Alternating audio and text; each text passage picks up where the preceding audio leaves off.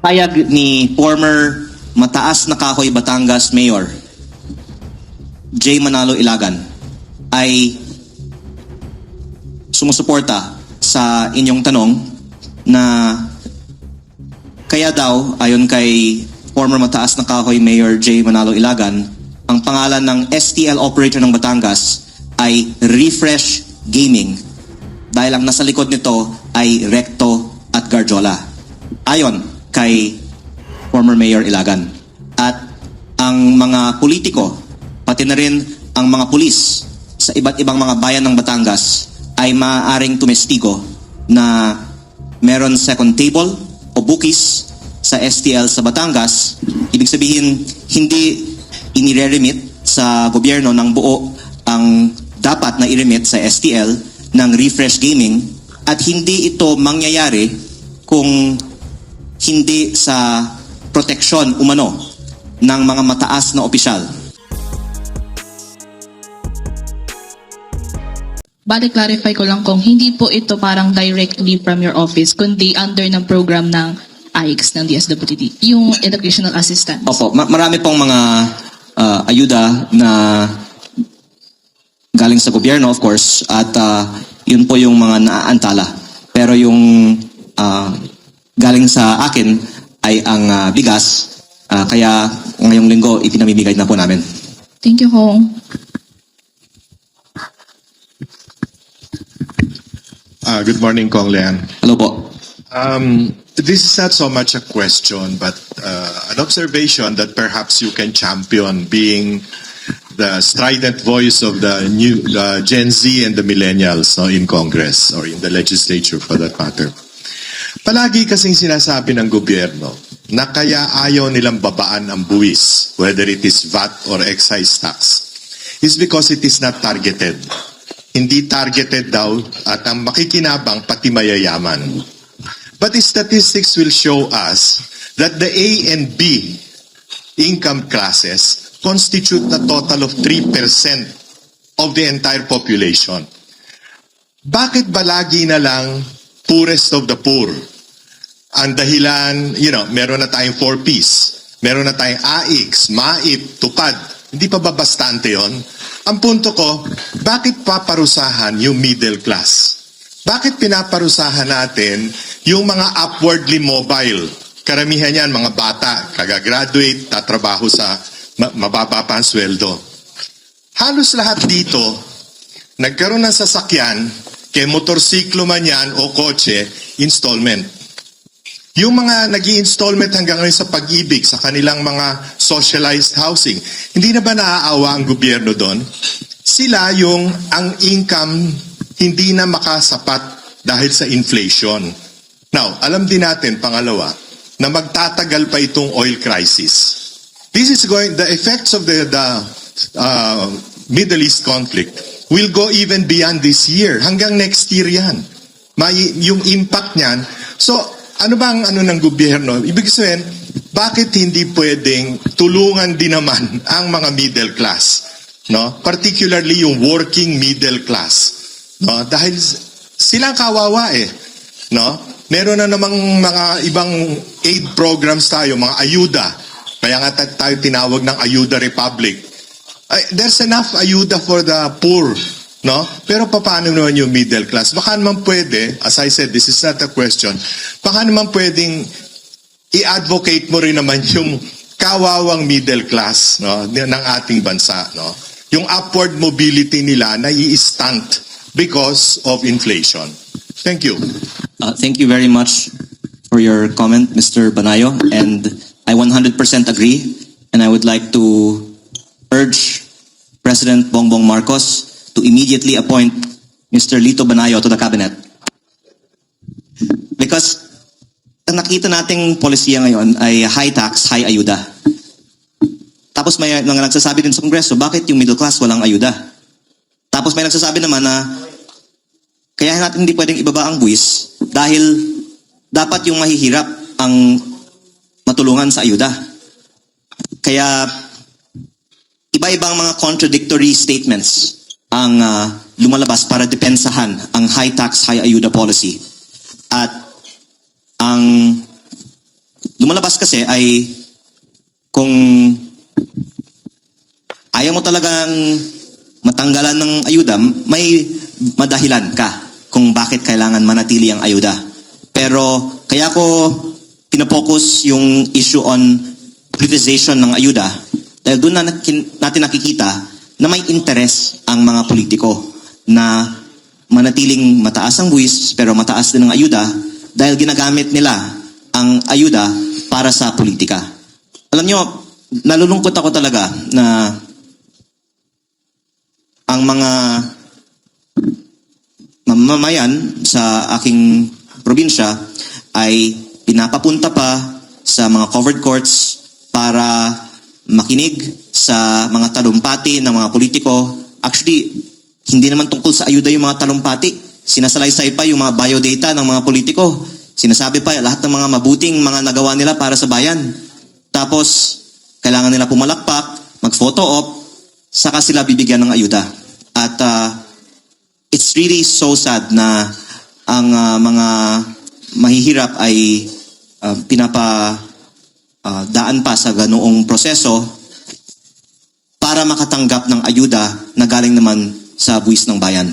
At sana naman makonsyensya ang mga iba na huwag naman maging sobrang abusado at halata na ginagamit lang ang ayuda para sa politika. Twinkle, siguro pwede na tayo mag-last question. Meron pa tanong kung wala pa. Last question. Magandang mga kabayang Congressman Alejandro Libiste. Ang Batangas po ay 6 na distrito. Doon po sa 6 na distrito, ilan po dito ang hindi nabigyan ng Kapitolyo ng sinasabing ayudang bigas? Yung ayudang bigas ay ipinamamahagi pa ng Kapitolyo ngayon. Kaya hindi ko po masasabi ilan ang hindi pa nabigyan ng bigas sa kabuuan. Pero una kong sasabihin, yung 200,000 na ipinangako ni Pangulong Marcos noong April 24 ay para sa bawat barangay ay pinost po sa page ni ES Ralph Recto. Mga 100 or so barangays hindi nabigyan. Of which 84 ay galing sa Nasugbu at Taal sa aking distrito. At yung ibang mga barangays hindi nabigyan dahil hindi kompleto ang mga papel. Pero ang Nasugbu at Taal, wala namang ibang isinumite o karagdagang isinumite mula sa April 24 hanggang sa nakuha nila ang mga tseke galing sa Malacanang at ang mismong mga tseke para sa Nasugbu ay may petsa April 22. Ibig sabihin handa na nung April 24 ang mga tseke para sa kanila. Pero pagkatapos lang tayo nagreklamo na hindi ibinibigay yung ayuda para sa kanila, ibinigay ang ayuda para sa kanila. Kaya yung 84 yung pinapokus ko kasi yun yung may mga pruweba na may diskriminasyon sa ayuda na sana sila po mismo ang pwedeng mag-testify. Pero sa bigas naman, yung 84 din ay hindi pa nabigyan ng bigas. At this is even if nabigyan sila ng stub at schedule na nakalagay April 21 darating sa kanilang gymnasium ang bigas at sinabihan sila na i-reschedule ito ng walang paniwanag at maghintay na lang. At kunento nga ng ibang mga opisyal ng mga barangays na ito sa akin na actually kaya hindi sila nagrereklamo kasi hindi lang naman ngayon ganun. Palagi naman sila huli na sila ay parang pinaparusahan sa pag-aantala ng kanilang ayuda dahil sa anumang issue sa politika.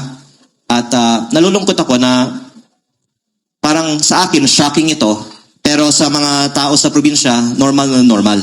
At sana hindi na ito maging normal kapag mabuksan natin ang mga issue na ito sa national kasi mukhang hindi lang ito ba naman Batangas issue. Nationwide po ang diskriminasyon sa ayuda. Follow-up lang mo, ito ang illegal gambling. Totoo ba na Secretary Recto at ang natulog job na ay isang sektor sa mga nasabing gambling yan sa Batangas? mag-iingat ako sa aking sagot kasi kahit na bulletproof ang kotse ko, baka pag sakay ko, pagbaba ko, may mangyayari pa sa akin.